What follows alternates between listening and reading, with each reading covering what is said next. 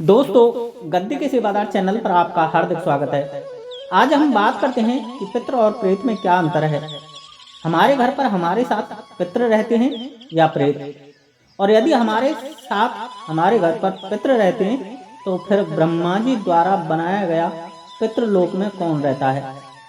और यदि आप बोलते हैं कि वहाँ पितृ रहते हैं तो फिर आप अमावस्या, पूर्णिमा या किसी मांगलिक प्रोग्राम होने पर भोग प्रसाद पितरों के नाम से किसको दे रहे हैं, क्योंकि ब्रह्मा जी के नियमानुसार या विधि के विधान अनुसार पितृलोक से पितृ सिर्फ 15 दिन के लिए श्राद्ध पक्ष में ही बाहर आ सकते हैं। उसके बाद पितरों को पृथ्वी लोक पर आने की परमिशन नहीं। यह विधि द्वारा बनाया गया विधान है, क्योंकि इसके बाद पितृलोक के दरवाजे नहीं खुल सकते।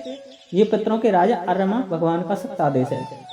अब बात आती है कि जब पितृ सिर्फ पितृपक्ष में ही पितृलोक से धरती पर आते हैं तो बाकी समय हम भोग प्रसाद उनके नाम से किनको दे रहे हैं।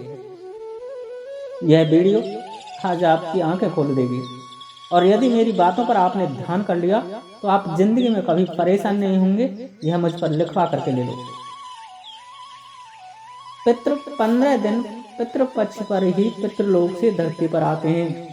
मेरी बात को गौर से सुनना दोस्तों, कि पितृ 15 दिन पितृपक्ष पर ही पितृलोक से धरती पर आते हैं तो फिर बाकी दिन आप किसको भोग प्रसाद दे रहे हो। सोचने की बात है। तो सीधी सी बात है, प्रेतों को। अब बात आती है कि भूत प्रेत कहते कैसे हैं और इनका क्या गुण स्वभाव है। तो आपका जवाब होगा कि भूत प्रेत अतृप्त आत्माओं को कहते हैं, जिनका किसी कारणवश या अतृप्त इच्छाएं होने के कारण मुक्ति ना हुई हो, या वह व्यक्ति भूत प्रेत बनता है जो अपने जीवित काल में गलत कार्यों को करने वाला रहा हो, जिसने अपने जीवन काल में ऐसे कार्य किए हों जो लोगों को कष्ट देने वाले रहे हों। अब बताइए, वो मर करके अच्छे कार्य कैसे कर सकता है। और आप अमावस्या को भोग प्रसाद किसको दे रहे हो? उसी अतृप्त आत्मा को जो कभी पापी और व्यभिचारी रही है, जिसने जीवन काल में कभी अच्छे कार्य नहीं किए। यदि वह अच्छे कार्य करती तो प्रेत नहीं पितृ बनती और देवत्व को ग्रहण करती।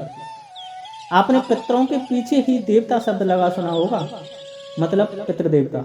आपने कभी नहीं सुना होगा कि प्रेत देवता।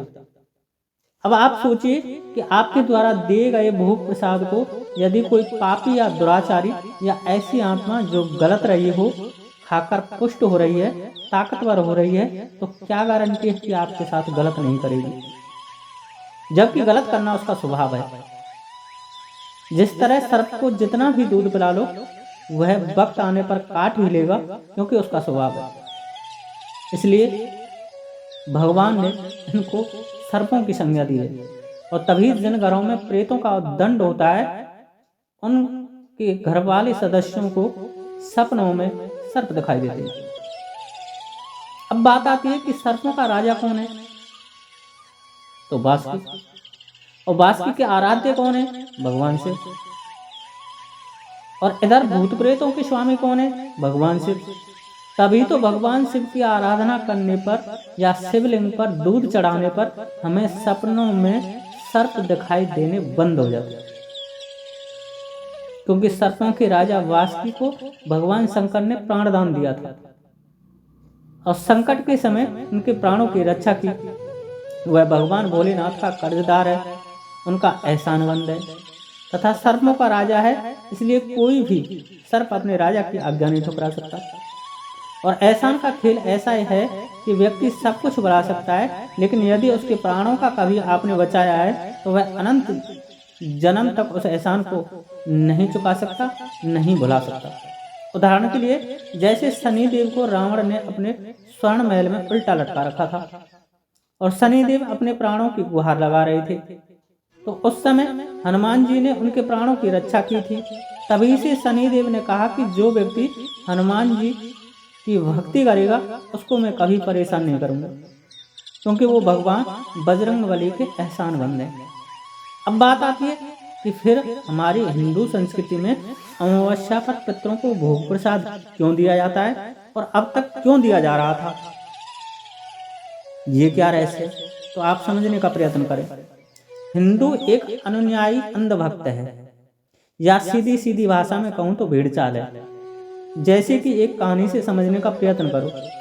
हमारे यहाँ माता शीतला पूजी जाती है और वह होली से 8वें दिन पश्चात वासेड़ों को पूजी जाती है।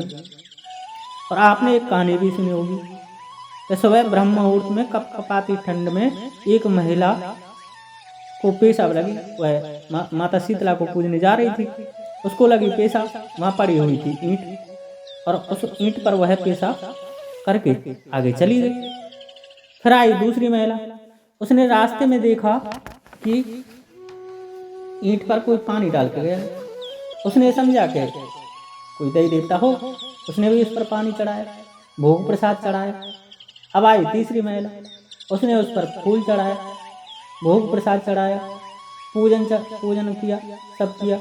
अब तो कोई भी महिला आए वह सब उसका पूजन करके गई कि कोई देवी देवता का स्थान है। ऐसे ही पहले अन्न की कमी थी हमारे देश में, भरपेट भोजन नहीं मिलता था, अधिकांश तौर पर लोग भूखे मर जाते थे और वह अपने घर वालों को परेशान करते थे, क्योंकि जब व्यक्ति अतृप्त होगा तो वह परेशान करेगा। और पहले भूख से अतृप्त थे, इसलिए वे भूख की वजह से परेशान करते थे। तो पहले लोग ब्राह्मणों के पास जाते थे, क्योंकि वेदों का ज्ञान उन्हीं को था। वो लोग बताते कि भाई तुम्हारे उस फलाने की आत्मा भूखी है, उसको भोजन करा देना, अमावस्या को वह तृप्त हो जाएगी और तुम्हें परेशान नहीं करेगी। वह ऐसे ही करते तो वह आत्मा तृप्त होती, संतुष्ट होती, परेशान करना छोड़ देती, क्योंकि वो भूखी मरी थी और अन्न के लिए तरस करके मरी थी। अब चूंकि अच्छे अच्छे पकवान खाकर संतुष्ट हो गई तो वह अपने उस दुख से मुक्त हो गई, परंतु लोगों ने उन सबको रूढ़ी बना दिया। अब आप बताइए कि आज के समय भूखा कौन मरता है, जो कि आपके द्वारा अमावस्या को भोजन करने के बाद संतुष्ट होगा। आज के समय में तो पेट की भूख थोड़ी है, आज के समय में तो दारू जिस्म या गंदे गंदे व्यसनों का शौक है। तो सीधी सी बात है कि व्यक्ति मर करके इन्हीं चीज़ों की चाह करेगा, क्योंकि उसकी इच्छा इन्हीं में थी और इन्हीं चाह की वजह से वह प्रेत बना हुआ है। और ये ऐसी इच्छा है कि व्यक्ति को आप कितना भी सुधार लो, वह इस व्यभिचार और व्यसनी आदतों को छोड़ता नहीं और मरकर भी इन्हीं कार्यों को करता है।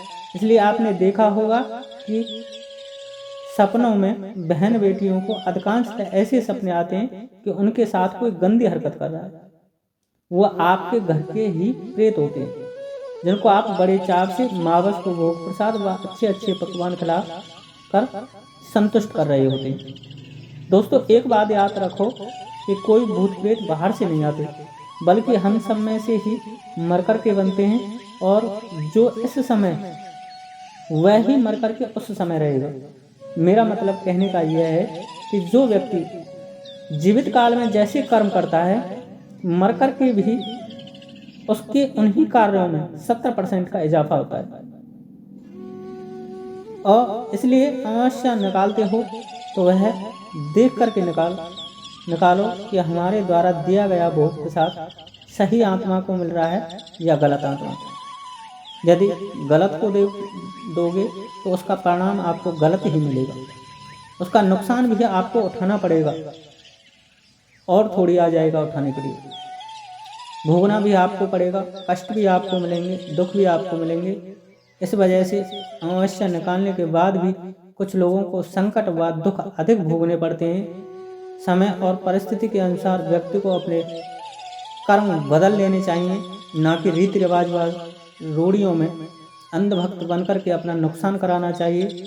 अब बात आती है कि फिर अमावस्या को कैसे निकालें और कैसे पता करें कि हमारे द्वारा दिया गया भोग प्रसाद गलत प्रेत को जा रहा है या गलत आत्मा ग्रहण कर रही है।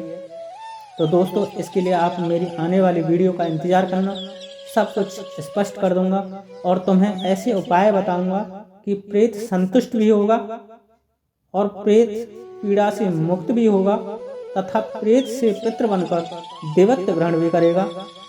आज के लिए इतना ही। वीडियो अच्छी लगी हो तो लाइक करें, शेयर करें, कमेंट्स करें तथा चैनल को सब्सक्राइब करें।